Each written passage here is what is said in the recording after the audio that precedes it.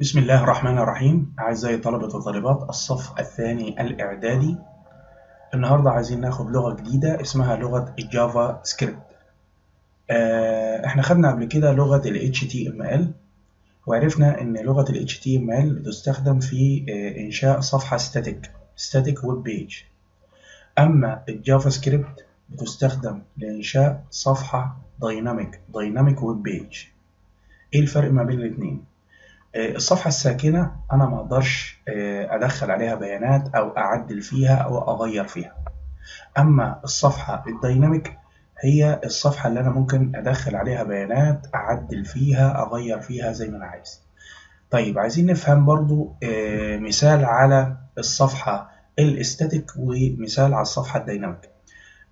المثال على الصفحة الاستاتيك أو الصفحة الساكنة زي مواقع المجلات والصحف. دي عبارة عن موقع للعرض فقط، إن أنا بقرأ الخبر من خلال هذا الموقع، زي موقع المصري اليوم.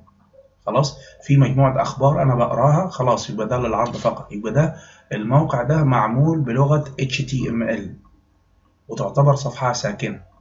أما بالنسبة للمواقع الديناميك اللي معمولة بالجافا سكريبت، زي موقع مثلا امتحانات الثانوية العامة اللي هي الأونلاين.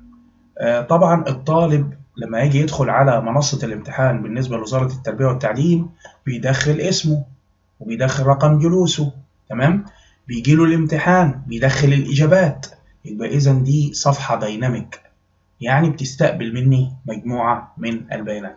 مثال برضو على الصفحة الدايناميك زي نتيجة الثانوية العامة، أنا بدخل رقم جلوسي وبدخل اسمي، تمام؟ بيطلع لي في الآخر النتيجة وشهادة الدرجات بتاعتي، يبقى دي صفحة دايناميك ويب بيج.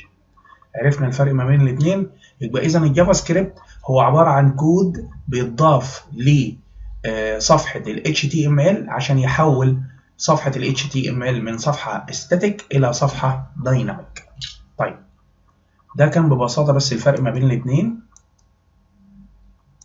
وعشان تعرف تستخدم لغة الجافا سكريبت لازم تكون متقن الأول لغة ال HTML، واحنا خدنا طبعا في الدروس السابقة ازاي تعمل صفحة static باستخدام لغة HTML.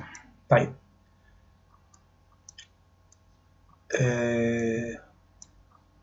أول حاجة عايزين نعرف إيه هي أساسيات لغة الجافا سكريبت. الأول ده الهيكل البنائي لصفحة ال HTML. إحنا قلنا صفحة ال HTML بتتكون من هيد وبادي، رأس الصفحة وجسم الصفحة. طيب كود الجافا سكريبت بيتكتب فين؟ بيتكتب يا إما في منطقة الهيد أو في منطقة البادي. طيب عشان أفتح كود جافا سكريبت بكتب كلمة سكريبت وبغلق تاج السكريبت زي ما انتم شايفين كده، يا اما في منطقة الهيد يا اما افتح سكريبت فين؟ في منطقة البادي. ده لو انت عايز تكتب، دي اماكن كتابة كود الجافا سكريبت داخل ملف ال HTML، تمام؟ يبقى يا اما بكتبه في منطقة الهيد او في منطقة البادي. طيب كود الجافا سكريبت بيتكتب ازاي؟ كلمة سكريبت وبعدين باك سلاش سكريبت، تمام؟ سواء في منطقة الهيد او في منطقة البادي. طيب أول حاجة هناخدها جملة alert. جملة alert بتستخدم لعرض رسالة داخل صندوق مما يجذب الانتباه لقراءتها، تمام؟ أنا عايز أعمل رسالة ترحيب للمستخدم، يبقى أنا هقول له alert وهنا بحط الرسالة بتاعتي، مثلا alert welcome مثلا، تمام؟ هيظهر لي رسالة ترحيب للمستخدم مكتوب فيها كلمة مثلا welcome. طيب نعمل الكلام ده ازاي؟ اهو هنا مدي لك نشاط، ادي المثال بتاعنا. يبقى انا جوه منطقه البادي هفتح سكريبت واكتب كلمه alert، وهنا الرساله اللي انا عايز احطها وليكن مرحبا بكم، هيظهر لي المسج بوكس ده مكتوب فيه كلمه مرحبا بكم وبعدين اوكي. طيب عشان نطبق المثال ده انا هعمل ايه؟ هتفتح من ستارت يا اما برنامج النوت باد، تمام؟ تكتب فيه الكود، او برنامج اللي هو فيجوال ستوديو كود اللي انا منزله، تمام؟ طيب يبقى يا اما هتكتب في النوت باد او هتكتب في مين؟ في برنامج فيجوال ستوديو كود. يلا كده نفتح فيجوال، يبقى يا النوت باد يا اما فيجوال ستوديو كود. هفتح اهو. تمام، انا فتحت البرنامج. طبعا انا هقفل الملفات القديمه دي. تمام، دونت سيف. ماشي، هعمل فايل، نيو فايل. هنا سيلكت لانجويج، هكتب هنا لغه HTML. تمام، وبعدين ادي هنا هقول فايل سيف. هسمي الفايل، هنسميه alert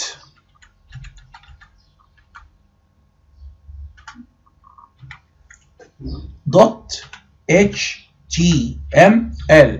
تمام، واقول له سيف. جميل، حلو خالص. طيب انا عايز ابدا الكود بتاعي. طبعا احنا قلنا كود الجافا سكريبت بيتحط داخل كود ال HTML.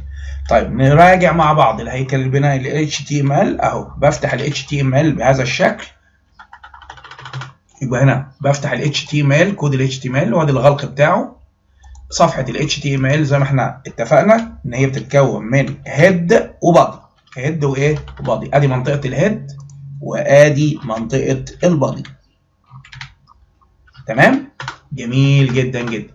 طيب كود الجافا وفي جوه الهيد بحط ايه؟ العنوان اللي هو ايه؟ التايتل. تايتل اهو. هنا بنحط العنوان بتاعنا، هنسميه alert مثلا. خلاص، ده عنوان ايه؟ الصفحه بتاعتنا. يبقى تاني بس نراجع على هيكل البنائي ل HTML. ادي فتحه ال HTML اوبن، وادي كلوز للامر. تمام، جوه صفحه ال HTML بتتكون من هيد، منطقه الهيد ومنطقه البادي. جوه الهيد بحط مين؟ التايتل او عنوان الصفحه بتاعتي.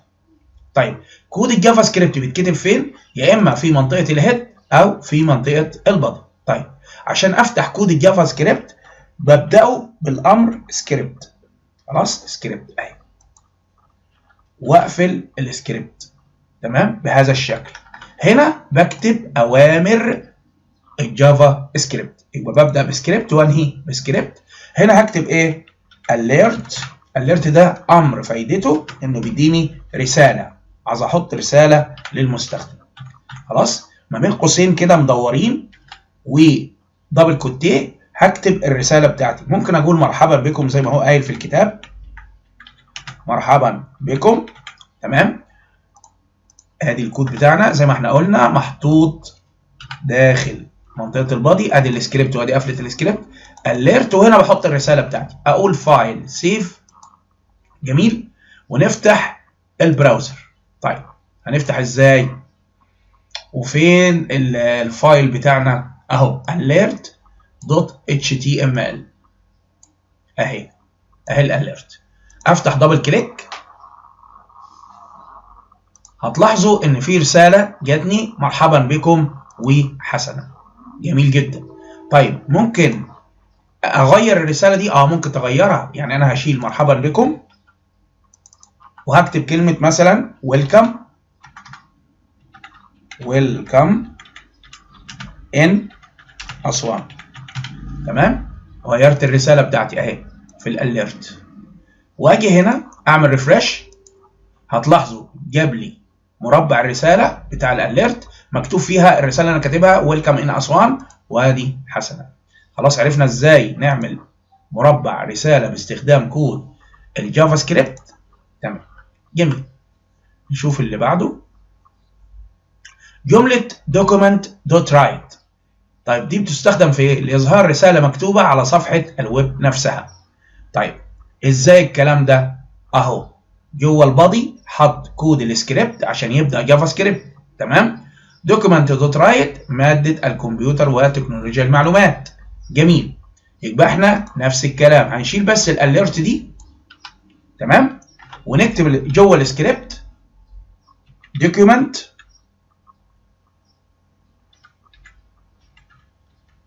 document.write. حلو، document.write وما بين قوسين تمام. وهنا دبل كوتيه، هنكتب الرساله بتاعتنا ماده الكمبيوتر وتكنولوجيا المعلومات زي ما هو قايل. تمام. المعلومات. خلاص كده تمام. يبقى دوكيمنت رايت، واحط الرساله بتاعتي فايل سيف، ونرجع هنا ونعمل ريفرش.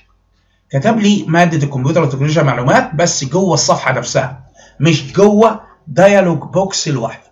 يبقى الفرق ده ما بين دوكيمنت رايت وما بين الاليرت. تمام. جميل جدا جدا.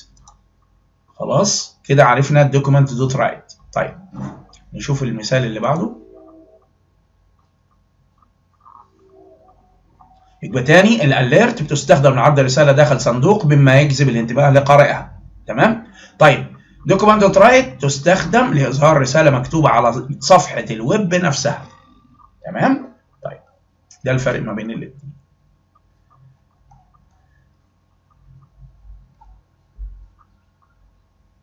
طيب في الدرس القادم ان شاء الله هنعرف ازاي نستخدم الفانكشن الداله وازاي نستدعيها. وصلى اللهم على سيدنا محمد وعلى اله وصحبه وسلم.